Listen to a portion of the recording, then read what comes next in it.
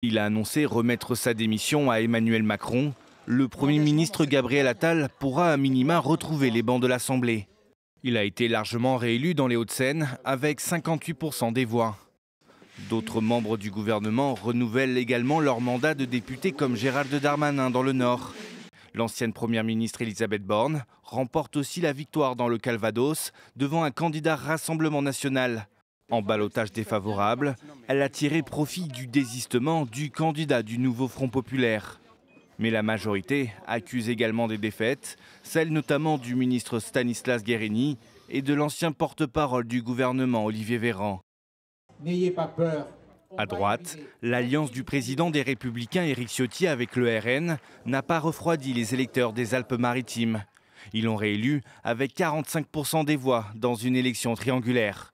Député LR de la 8e circonscription des Français de l'étranger depuis 2013, Meyer Habib, lui, ne retrouvera pas son siège à l'Assemblée, le laissant à une élue Renaissance, Caroline Yadan.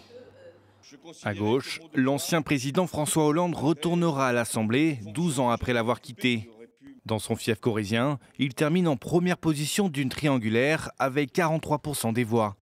Dans la Somme, François Ruffin a lui sauvé son siège après avoir mené une campagne très critique envers le chef de la France insoumise, Jean-Luc Mélenchon.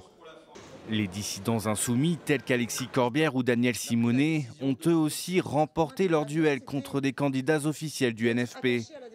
Enfin, le militant antifasciste Raphaël Arnaud crée la surprise en devenant le seul élu NFP du département du Vaucluse, acquis majoritairement au RN.